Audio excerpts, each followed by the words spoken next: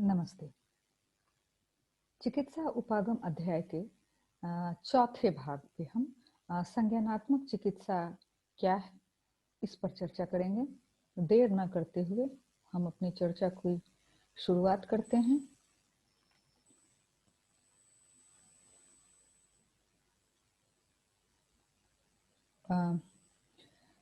संज्ञानात्मक चिकित्सा या संज्ञानात्मक उपागम, जो चिकित्सा का उपागम है, उसमें मनोवैज्ञानिक कष्ट का कारण अविवेकी विचार और विश्वासों में स्थापित किया जाता है। अल्बर्ट एलिस, ये अल्बर्ट एलिस का चित्र है, यहाँ कट गया है, आप यहाँ ध्यान देंगे, विचार और विश्वासों में स्थापित किया जाता है।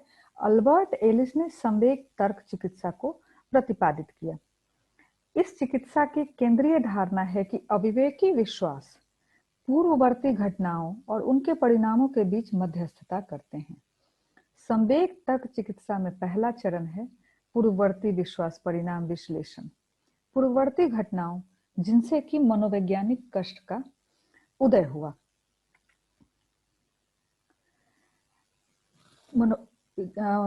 मनोवैज्ञानिक कष्ट का उदय हुआ और इन चीजों को लिख लिया जाता है। सेवार्थी के साक्षात्कार द्वारा उसके उन अविवेकी विश्वासों का पता लगाया जाता है जो उसकी वर्तमान कालिक वास्तविकता को विकृत कर रहे हैं। हो सकता है इन अविवेकी विश्वासों को पुष्ट करने वाले अनुभविक प्रमाण पर्यावरण में नहीं भी हो। इन विश्वासों को अनिवार्य या चाहिए विचार भी हम कह सकते हैं। इस चिकित्सा की केंद्रीय अवधारणा है कि अविवेकी विश्वास पूर्ववर्ती घटनाओं और उनके परिणामों के बीच मध्यस्थता करते हैं। संवेग तर्क चिकित्सा का पहला चरण है पूर्ववर्ती विश्वास परिणाम विश्लेषण। पूर्ववर्ती घटनाओं जिससे कष्ट हुआ उसे लिख लेते हैं, फिर सेवार्थी के साक्षात्कार द्वारा उसके उन अविवेकी विश्वासों का पता लगाते हैं जो उसकी तत्कालीन वास्तविकता को विकृत कर रहे हैं। देखिए कि एक व्यक्ति के संवेग से संबंधित जो बातें तर्क उभरा है वो किस तरह से अविवेकी भय है। ये अविवेकी भय उसके दिमाग में कितनी उलझने पैदा कर सकता है, और चिकित्सा के बाद ये सारे अविवेकी भय हट जाते हैं और मस्तिष्क पूरी तरह से संतुलित हो जाता है। आरन बेक ने एक और संज्ञानात्मक चिकित्सा का जिक्र किया। दुश्चिंता या अवसाद द्वारा अभिलक्षित मनोवैज्ञानिक कष्ट संबंधी उनके सिद्धांत के अनुसार परिवार और समाज द्वारा दिए गए बाल्यावस्था के अनुभव मूल अनविति योजना या स्कीमा के रूप में विकसित हो जाते हैं, जिनमें व्यक्ति के विश्वास और क्रिया के प्रतिरूप शामिल होते हैं। ये आरन बेक हैं। स्कीमा देखिए कि किस तरह से बनता है, जो मूल अनविति हम बोलते हैं। कई चीजें हम देख रहे हैं, धीरे धीरे हमारा एक विचार बनता चला जाता है और वो एक संगठित रूप में बनता जाता है। जब संगठित रूप में बनकर यह तैयार होता है तो उसमें एक पैटर्न आ जाता है। पैटर्न मतलब कि अभी जो चीजें पहली बार हुई, दूसरी बार हुई, तीसरी बार हुई, तो हमेशा उसी क्रम में घटित होगी, या अगर विचार हैं तो हमेशा उसी क्रम में आएंगे। मान लीजिए कि एक व्यक्ति खुद ही सोच रहा है कि मैं मोटा हूँ, नहीं, मुझे काम नहीं करना चाहिए, फिर वो चिंता करने लगता है, फिर उसे डर होने लगता है, मुझे कोई पसंद नहीं करता, मैं बिल्कुल भी ये काम नहीं कर पाऊंगा, महिलाएं बहुत स्मार्ट लोगों को पसंद करती है, लेकिन मैं तो कुरूप हूँ।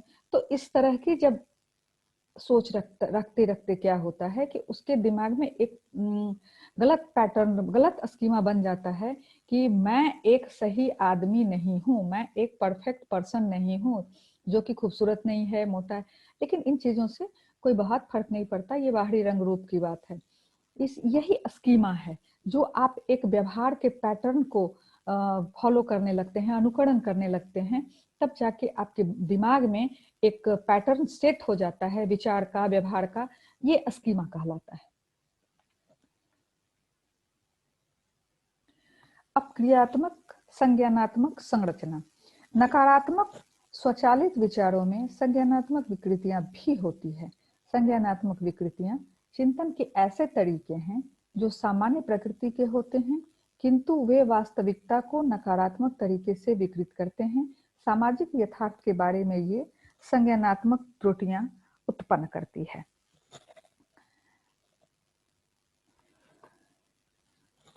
यहाँ हम देख सकते हैं कि हमारी संज्ञान के जो मुख्य प्रभावी भाग हैं वो क्या है? ध्यान, याददाश्त, बुद्धि, कार्यकारी जो हम काम करते हैं, एग्जीक्यूटिव फंक्शंस, कार्यकारी क्रियाएं, सामाजिक संज्ञान और निर्णय। फिर यहाँ हम देख सकते हैं कि संज्ञान के तत्व क्या हैं। एक व्यक्ति के संज्ञान में जो तत्व शामिल होते हैं उसमें क्या क्या आता है? एपिसोडिक मेमोरी, यानी कि एक निश्चित अंतराल पर अगर कोई चीजें घटती है तो वो आपकी याददाश्त में कैद हो जाती है। काम करने से उत्पन्न याददाश्त, आप जब काम करते हैं तो उस काम के बारे में आपकी जानकारी बढ़ती जाती है। जब आप किसी चीज पर ध्यान देते हैं तो वह भी आपके संज्ञान में आ जाता है। अब जब लोगों से मिलते हैं तो आपका सामाजिक संज्ञान बढ़ता है। आपके जो पेशीय कौशल है इसकी गति बढ़ती है, और हम कार्य रूप में जब अपने आप को परिणत करते हैं अपनी शक्तियों को, तो एग्जीक्यूटिव फंक्शन के तौर पर आपका कॉग्निशन या संज्ञान में सारी चीजें आती जाती है और आपका संज्ञान मजबूत होता जाता है। संज्ञानात्मक व्यवहार चिकित्सा सेवार्थी के कष्टों का मूल या उद्गम स्थान जैविक, मनोवैज्ञानिक और सामाजिक क्षेत्रों में होता है। अतः समस्या के जैविक पक्षों को व्यवहार चिकित्सा एवं सामाजिक पक्षों को पर्यावरण में परिवर्तन द्वारा संबोधित करने के कारण संज्ञानात्मक व्यवहार चिकित्सा को एक व्यापक चिकित्सा बनाती है, जिसका उपयोग आसान है। यह कई विकारों के लिए प्रयुक्त की जा सकती है। देखिए कि संज्ञानात्मक व्यवहार चिकित्सा को संक्षेप में CBT कहते हैं। C for cognitive, B for behavioural, T for therapy. तो यह किस तरह से असर करता है?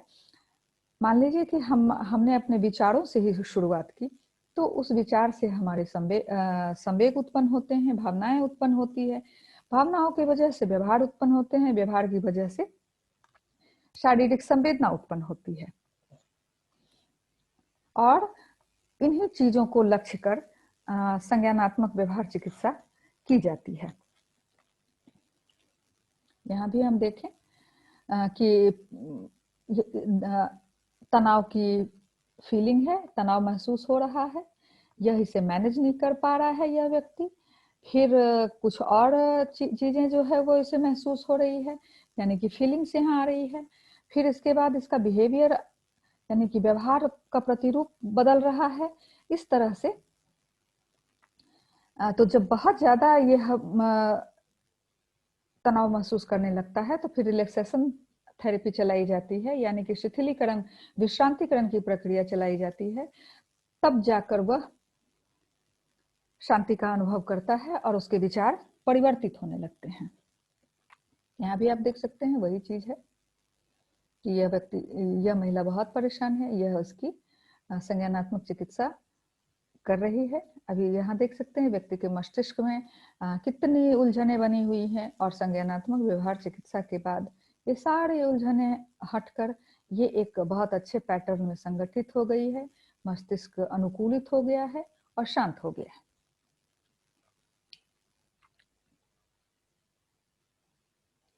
मानववादी अस्तित्व परक चिकित्सा आत्म सिद्धि के लिए आवश्यक है कि संवेगों को मुक्त अभिव्यक्ति, इसलिए चिकित्सा के दौरान एक अनुज्ञात्मक, अनिर्णयात्मक तथा स्वीकृतिपूर्ण वातावरण तैयार किया जाता है, जिसमें सेवार्थी के संवेगों की मुक्त अभिव्यक्ति हो सके तथा जटिलता, संतुलन और समाकलन प्राप्त किया जा सके। जब सेवार्थी अपने जीवन में आत्म सिद्धि की बाधाओं को अप्रत्यक्षण कर उन्हें दूर करने योग्य हो जाता है, तब रोगोपचार घटित होता है। आत्म सिद्धि के लिए आवश्यक है कि संवेगों की मुक्त अभिव्यक्ति हो। समाज और परिवार संवेगों की उस मुक्त अभिव्यक्ति को नियंत्रित करते हैं, क्योंकि उन्हें भय होता है कि संवेगों की मुक्त अभिव्यक्ति से समाज को क्षति पहुंच सकता है, इससे ध्वंसात्मक शक्तियां उन्मुक्त हो सकती है। यह नियंत्रण सांवेगिक समाकलन की प्रक्रिया को निष्फल करके विध्वंसक व्यवहार और नकारात्मक संवेगों का कारण बनता है। इसलिए चिकित्सा के दौरान एक अनुज्ञात्मक, अनिर्णयात्मक तथा स्वीकृतिपूर्ण वातावरण तैयार किया जाता है, जिसमें सेवार्थी के संवेगों की मुक्त अभिव्यक्ति हो सके तथा जटिलता, संतुलन और समाकलन प्राप्त किया जाता है। इसमें मूल पूर्व धारणा यह है कि सेवार्थी को अपने व्यवहारों का नियंत्रण करने की स्वतंत्रता है तथा यह उसका ही उत्तरदायित्व है। चिकित्सक केवल एक सुगमकर्ता और मार्गदर्शक होता है। चिकित्सा की सफलता के लिए सेवार्थी स्वयं उत्तरदायी होता है। चिकित्सा का मुख्य उद्देश्य सेवार्थी की जागरूकता बढ़ाना है। जैसे जैसे सेवार्थी विशिष्ट व्यक्तिगत अनुभवों को समझने लगता है, वह स्वस्थ होने लगता है। सेवार्थी आत्म समृद्धि की प्रक्रिया को प्रारंभ करता है, जिससे वह स्वस्थ हो जाता है। अब हम यहाँ देखें कि बस एक उदाहरण के रूप में कि ये महिला या ये लड़की जो है ये बहुत परेशान है, अपने संवेगों को मुक्त रूप से या खुले रूप से व्यक्त नहीं कर पा रही है। तब जाकर चिकित्सक उसे पहले तो शांत करने की कोशिश करता है, उसके मनोभावों को कहता है कि वह खुलकर व्यक्त कर सके। तो ये बताती है कि वह जब भी कहीं आती जाती है तो एक साया उसका पीछा करता है। धीरे धीरे उससे संबंधित जितनी भी बातें हैं वह चिकित्सक को बताती है और इस अपने डर से मुक्त हो जाती है। अस्तित्व परक चिकित्सा। विक्टर फ्रैंकल ने उद्बोधक चिकित्सा को प्रतिपादित किया। इसका अर्थ आत्मा का उपचार है। फ्रैंकल जीवन की खतरनाक परिस्थितियों में भी अर्थ प्राप्त करने की इस प्रक्रिया को अर्थ निर्माण की प्रक्रिया कहते हैं। जब व्यक्ति के अस्तित्व के शारीरिक, मनोवैज्ञानिक या आध्यात्मिक पक्षों से जीवन की समस्याएं जुड़ती है तो तंत्रिका तापी दुश्चिंता उत्पन्न होती है।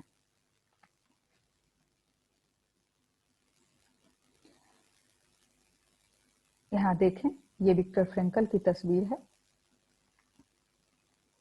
कि किस तरह व्यक्ति अपने अस्तित्व की खोज में, अस्तित्व दुश्चिंता के संबंध में परेशान है।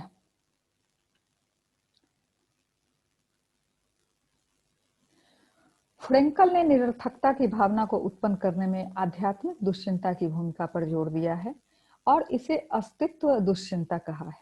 उद्बोधन चिकित्सा का उद्देश्य अपने जीवन की परिस्थितियों को ध्यान में रखे बिना जीवन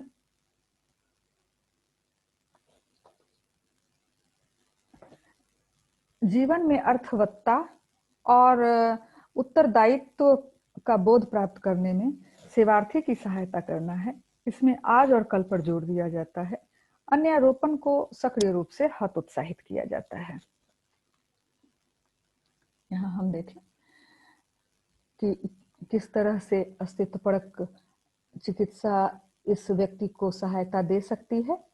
यह इसे एक आध्यात्मिक स्वरूप देना आवश्यक है, अन्यथा यह व्यक्ति इसी तरह परेशान होता रहेगा। यह इसे लग रहा है कि मौत तो आनी ही है, फिर क्यों मुझे इन छोटी छोटी चीजों में ध्यान देना चाहिए जो वास्तविक स्वरूप में है। लेकिन इस स्वरूप में आने से पहले आपको एक जिंदगी जीनी होती है, ये बात इसे समझानी आवश्यक है, वरना यह अपने जीवन को खुद ही खत्म कर लेगा। और अब देखें हम कुछ प्रश्न। निम्न में से कौन संज्ञानात्मक चिकित्सा में शामिल नहीं है? निम्न में से कौन अस्तित्वपरक चिकित्सा का तत्व नहीं है?